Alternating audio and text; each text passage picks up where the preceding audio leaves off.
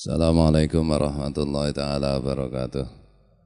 Ya dini al-Fatihah. Alhamdulillah syaitanir rajim. Bismillahirrahmanirrahim. Ar-Rahmanir-Rahim. Maliki yaumiddin. Iyyaka na'budu wa iyyaka nasta'in. Ihdinas siratal mustaqim. Siratal ladzina an'amta 'alaihim ghairil maghdubi 'alaihim waladdallin. Amin. A'udzu billahi minasyaitonir rajim. Bismillahirrahmanirrahim. Alhamdulillahi Rabbil Alamin. Allahumma salli wa sallim wa barik ala Sayyidina Muhammad wa ala alihi wa sahbihi wa ikhwanihi minal anbiya'i wal mursalin. Salawatullahi wa salamu alaihim ajma'in fi kulli waqtin wa hin. Amma ba'du, subhanaka la ilma lana illa ma 'allamtana innaka antas samiul alim.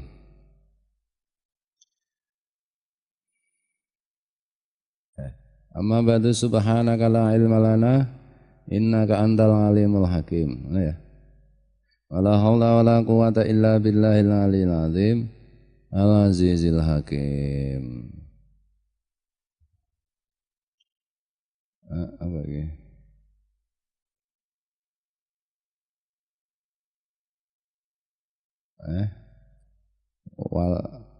Oh ya apa ini? Halaman berapa ini? Berapaan? Tiuru para perawa. Halaman berapa?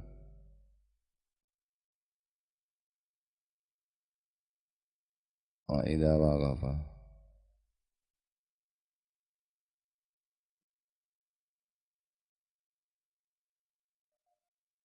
Ratus 800.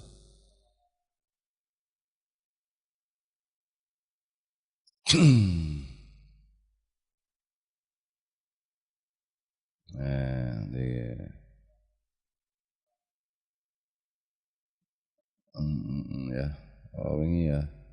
Wa min ahamil adabi ya.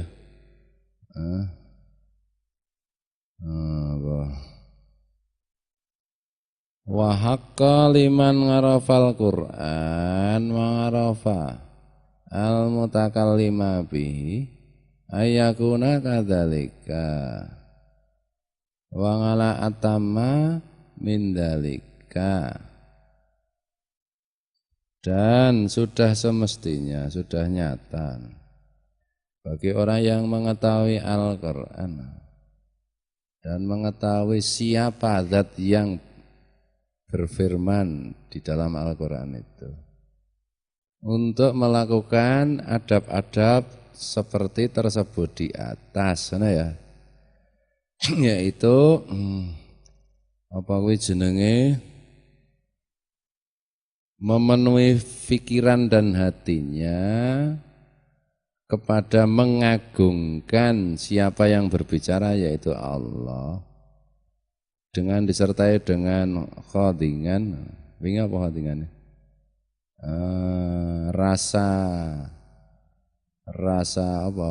Menunduk kepada keagungan Allah, dan khasingal qalbi wal jawarih, dan khusyuknya hati serta anggota badan. Hatta kana min ta'dhimihi wa khusyuhi waqifan baina yadayillah yatlu alaihi kitabahu alladzi amara fihi wa nahahu. Hingga seolah-olah yang membaca Quran itu dari mengagungkan dan khusyuknya dalam membaca itu seolah-olah sedang berhadapan langsung dengan Allah yang menyuruhnya membaca Al-Quran, yang di situ ada perintahnya dan ada larangannya.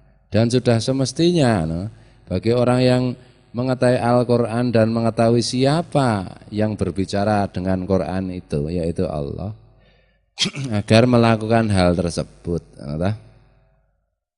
dan agar menyempurnakan hal tersebut. Kaifa waqad qala Allah Ta'ala law anzalna hadzal qur'ana ala jabalin la ra'aitahu khashingan mutasaddingan min khasyatillah wa tilkal amsalu nadribuha linnasi la'allahum yatafakkarun. Bagaimana tidak begitu, padahal Allah Ta'ala benar-benar telah berfirman, la anzalna hadzal qur'an ala jabalin, seandainya aku turunkan Al-Quran kepada gunung, la ra'aitahu khashingan, mutasaddingan min khasyatillah. Pasti akan engkau lihat gunung itu khashingan, khusyuk, mutasaddingan dan tertunduk min khasyatillah karena takut kepada Allah.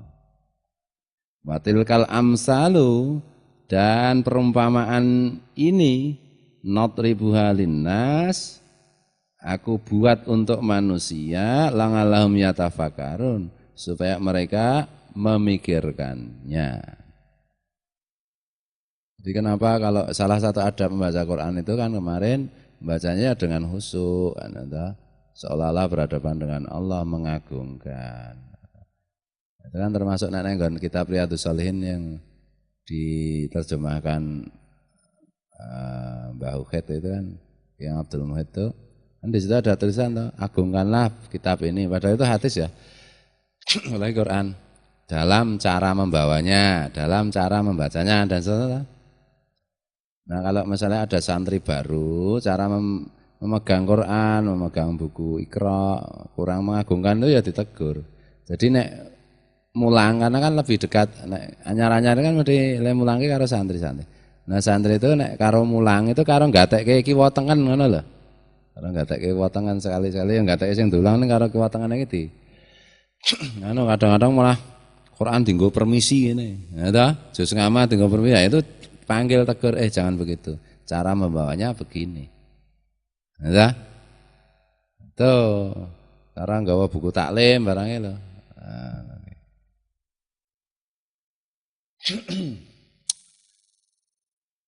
Nah, Allah sudah berfirman, seandainya aku Allah menurunkan Al-Quran kepada gunung, akan kau lihat gunung itu khashingan mutasaddingan min khasyatillah, khusyuk dan tertunduk karena takut kepada Allah. Perumpamaan ini aku Allah bikin untuk manusia supaya mereka berpikir. Ini kan perumpamaan. Ini kan metafora. Ini kan apa kuwi jenenge? Metafor iki apa ya? Ya perumpamaan kuwi kan. Gunung. Kenapa gunung yang dijadikan contoh? Gunung itu kan sesuatu yang tinggi, yang besar, yang agung kan. Itu kan pemaknaannya bisa macam-macam. Jadi yang besar, yang tinggi, yang agung pun di antara makhluk Allah itu kalau dengan Quran itu tunduk, khusyuk karena takut kepada Allah. Nah, apalagi manusia yang karo gunung ki kecil banget. Dan gunung ini kan bisa ya apa saja toh, makhluk Allah yang besar, yang tinggi aja semua tunduk, masa manusia enggak tunduk, enggak khusyuk. Itu maksudnya. Wallahu a'lam wa rasuluhu a'lamu, tentu saja. Allah dan Rasulnya lebih tahu. Fa idza kana hakadza yakunu halul jabali mangajumudihi wa sholabatihi la unzila alil Qur'an fa kaifa yakunu halul insan ad-dhaif al makhluqi min ma'in matinin laula ghaflatul qulubi wa qaswatuha wa qillatu ma'rifatiha bi ngadzamatillah wa izzi wa jalali. Nah, bila mana yang demikian itu gunung dituruni Quran aja khusyuk dan tertunduk. Padahal keadaan gunung itu keras dan apa ya? Jumut ya keras, kemudian wasolabati ya keras juga. Dituruni Quran aja bisa tunduk khusyuk. Bagaimana kemudian perbandingannya dengan manusia yang lemah? Makhluk yang lemah yang terbikin dari air dan tanah kan harusnya lebih khusyuk dan lebih tunduk. Seandainya laula ghaflatul qulub wa qaswatuha wa qillatu ma'rifatiha bi ngadzamatillah wa izzi wa jalali. Seandainya bukan karena lalainya hati serta kerasnya hati, serta sedikitnya memahami mengenai keagungan Allah dan kemuliaan serta apa jenenge ya ketinggian Allah. Gunung yang dari batu keras saja tunduk takluk, besar, kuat, tinggi, kusuk, terus apa kuwi jenenge tunduk. Lah harusnya kan manusia yang lebih kecil, lebih lemah, lebih lunak, nah kan ya harusnya lebih kusuk, lebih tunduk. Nah, karena tidak tunduk, tidak usuk itu kan karena hati ya lalai, keras hatinya, sedikit pemahamannya mengenai keagungan dan kemuliaan Allah. Tuh. Bismillahirrahmanirrahim. Nah, caranya kan dengan Quran ya ana ta. Sudah dikasih tahu Allah. Quran itu kalau di tengah malam itu lebih membekas. Membaca, mendengarkan Quran tengah malam sambil menghayati maknanya itu lebih membekas. Nah, makanya ya ada kalanya kita deres tengah malamnya apa? Tengah malam itu hening. Kita sudah istirahat, pikiran sudah tenang, ora kemerungsung. Ya. Aku mau bar jagongan karo Mas Alek kowe.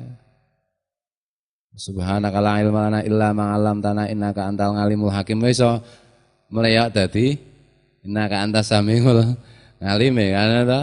Karena ya pikirane kebak dadine iki. Nek tengah malam burung turu, ayo sih kebak pikirannya ya dah. Nah artinya kalau bisa pase ya seperti difirmankan Allah itu tengah malam setelah kita istirahat, pikiran jernih. Walaupun belum bisa itu ya ada kalanya kita membaca Al-Quran, cari waktu yang enak, yang kita pikiran kita jernih, tidak baru mikir apa-apa. Maksudnya baru mikir apa-apa itu. Sebentar tadi baru mikir macam-macam terus maca Quran ya angel husuke wong. Yang tadi diomongkan, yang tadi dipikirkan katut ya toh. Bar nyang-nyangan rego terus maca Quran. Ayo sing kelingan ku ora maknane Quran. Wah kayak mulai aku ngergani kelarangan apa kemurahan kan ngono. Ya ora iso masuk nek ngono kuwi.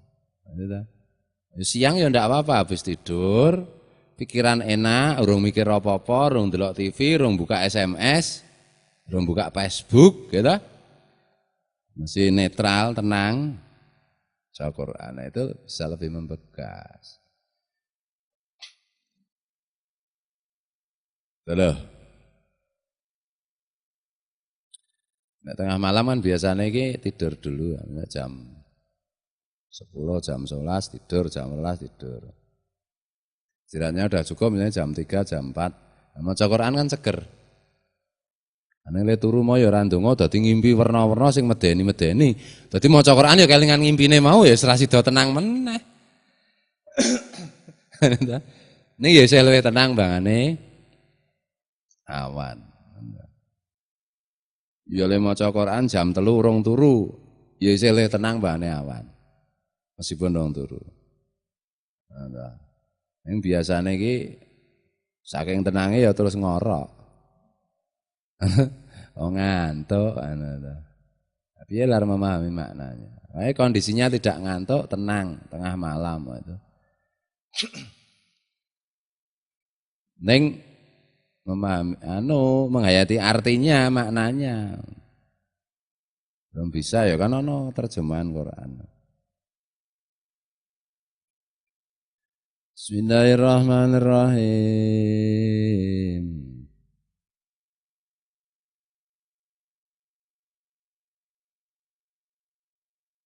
Ini masalah ini ya wis ana terjemahane, ana tafsire macam-macam iki siji. Seberapa nanti makna yang bisa kira-kira bisa diraba. Itu ya akhirnya tergantung juga dengan kecerdasan orang tersebut, simpanan pengetahuan orang tersebut, pengalaman hidup orang tersebut, itu kan pengaruh toh. Cerdas banget, pengalaman hidupnya itu banyak, beraneka ragam, maksudnya benturan-benturan kehidupan itu sudah sering dia alami. Kemudian pengetahuannya juga banyak, ya pemaknanya Quran juga nanti lebih banyak daripada yang cerdas tidak, pengetahuan sedikit, hidupnya mendatar saja, orang enggak pernah ada cobaan, enggak pernah ada. Nah, loh. Umurnya sudah yang satu sama cerdasnya, pengetahuan sama banyaknya, pengalaman juga sama beragamnya, yang satu lebih tua, yang satu lebih muda, ya tentu yang lebih tua akan bisa menangkap maknanya lebih dalam lagi. Umur ki ana regane. Nek denekke kowe jane tuwik ngemot umur ngono iki rasah nesu. Umur ki ana regane. Umurmu pira mi? 17, mosok 17 wis ngemot umur ngono. Mboten Ding. Kawan dasa 7. Mosok kawan dasa 7? Mboten Ding. 7 dasa sekawan ngono. Itu makin banyak umur juga makin banyak pengetahuannya, makin banyak pengalamannya. Tapi sebenarnya umur itu kan kalah dengan pengetahuan, ilmu, dan kalah dengan benturan masalah. Makanya ana hadis Rasulullah itu mayuridillahu bi khairan yusib minhu. Siapa yang dikehendaki Allah menjadi lebih baik diberi cobaan. Karena makin banyak cobaan itu sebenarnya makin matang orang itu. Nek sabar. Ya sabar ki nesu ki ora apa-apa cok muring-muring gene jenengane nek dilapori dimungsi kae gene ya muring-muring. Ya kan aku tetap normal nih. Siji ra kalap, batasane ngono ki loro ra edan. Ra stres ana to. Nek wong ana cobaan iki ra sabar ki ya iso dadi stres edan mau. Jenenge ra sabar. Jenenge narto. Mas sabar ana iki ya. Ana ra iki? Ora ana Tuhan tak nggo contoh.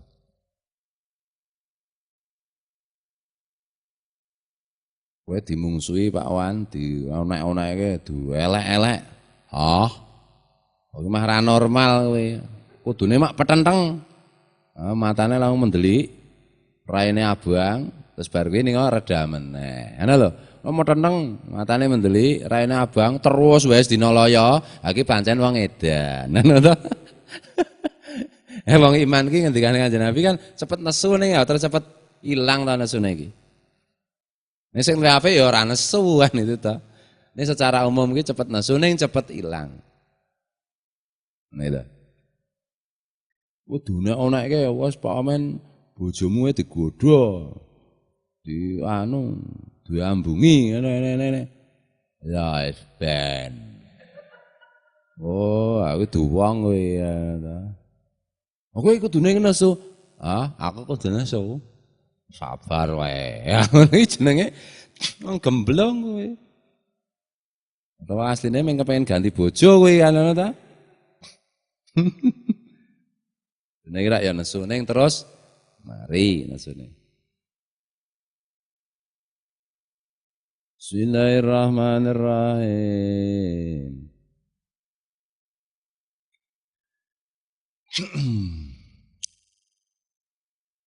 Jadi kalau kita membaca apapun, mendapat ilmu apapun, pengetahuan apapun, mungkin dari pembicaraan, dari pengalaman hidup, dari membaca koran, dari baca buku, dari apapun. Itu semua itu kita refleksikan untuk memahami Quran gitu loh.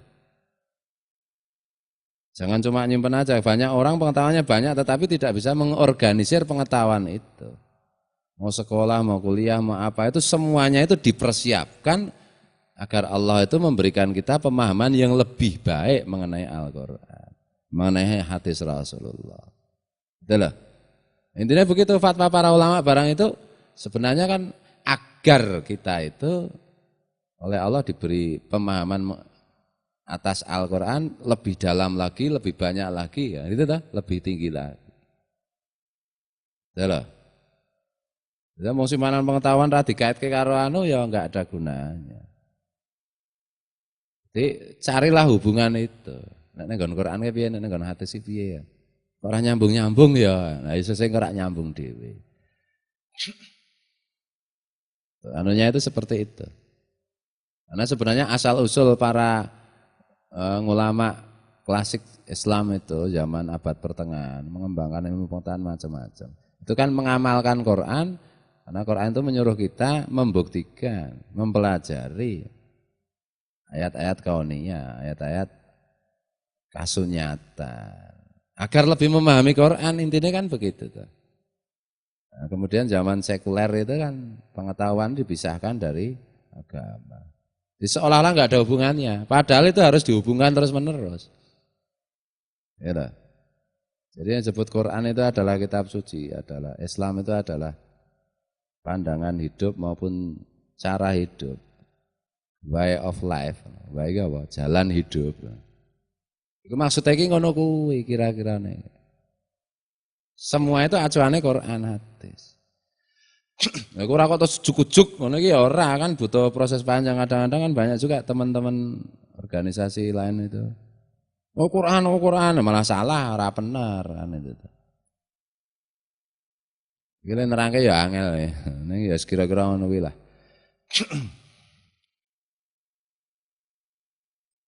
Nah, ketika membaca Quran itu jadi teringat macam-macam. Makanya para ulama itu maca satu ayat itu tafsirnya bisa muncul puluhan, ratusan, ribuan. Mengingatkan mengenai keterkaitan dengan begitu banyak pengetahuan.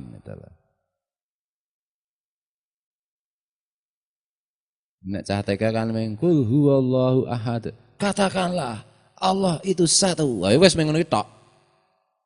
Orang gagas tekanan ndi iki ora. Nah gitu loh. Maksudnya gagas sih bahwa satunya Allah kan beda dengan satunya makhluk. Oh teringat bahwa makhluk itu misalnya manusia itu terdiri dari sekian juta sel, sekian sel darah, sel ini, sekian atom dan seterusnya toh. Semesta alam ini satu tetapi terdiri dari lah satunya Allah kan berbeda itu semuanya misalnya. Nah kan pengetahuan itu berguna seperti itu. Kalau pengetahuan tidak dikaitkan dengan Quran enggak ada gunanya.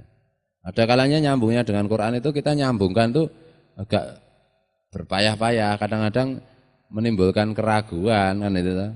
Maka di situ ada hadisnya Rasulullah. Keraguannya orang beriman itu pertanda dia akan lebih beriman lagi. Maksudnya apa?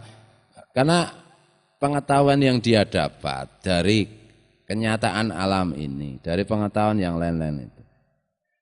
Dia mau merefleksikan ke Quran, kemudian belum nyambung-nyambung sehingga menimbulkan keraguan. Itu kan tanda bahwa dia nanti kalau nyambung, nah imannya tambah kuat. Betul.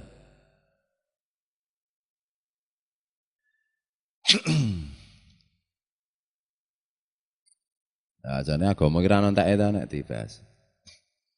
Ini harus gampang-gampangan yang penting ja'a zaitun, ra itu zaidan, maratu bi zaidin titik. Ngono ya iso. Pokoke batale wudu ki, salat ngene iki titik, ra ngene berarti kafir. Wis ngono kuwi ya kuwi agama Islam cubluk ngono ya. Jadi tertutup banget nanti akibatnya. Ya. Kok ini ki ya, yang ini ki piye lho zamane ya berubah sih. Ana mahasiswa minta kon bagaimana menurut Bapak Kiai pandangan Pak Kiai mengenai Islam menghadapi tantangan zaman. Aku ya takon apa zaman itu benar-benar menantang Islam. Kemarin ketemu di toko itu si zaman tak tanya kamu nantang Islam ya? Enggak. Islam menghadapi tantangan zaman. Kalimat itu sudah menunjukkan gobloknya dia tentang pemahaman dia tentang Islam. Betul loh. Si zaman itu belum pernah nantang sama Islam itu. Kan ada adine sikit ya. Terus lan Nur Zaman. Terus lan tak takoni kowe nantang Islam apa terus? Jenengmu Zaman mboten.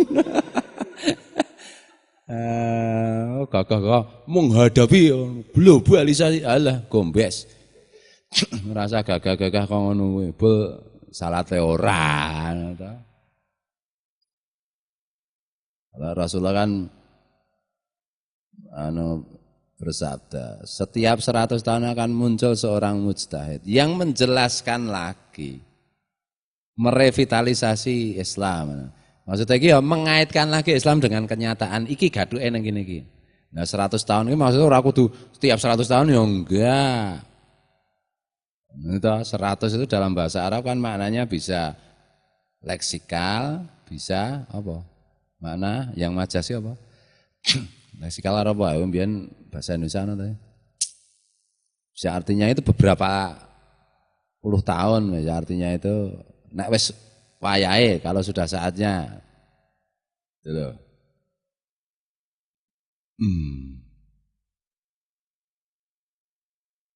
Pernah ketemu si zaman bilang nantang Islam po.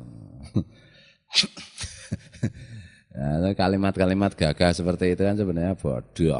Karena kan spanduk-spanduk ya kan. Bismillahirrahmanirrahim. Semua terang kowe? Pak nanti sudah pusing? Oh belum, tenang. Enggak mikir kok pusing. Enggak pusing itu dua kemungkinan, enggak mikir atau paham banget. Nah katanya Pak Un ya paham banget. Ketok, mandok-mandok memang belane ketok, nyatane ya ora ngono. Ketok ya paham. Bismillahirrahmanirrahim. Saya mau ketemu saya. Wallahul muwaffiq ila aqwamit thoriq. Wallahu a'lam. Assalamualaikum warahmatullahi wabarakatuh.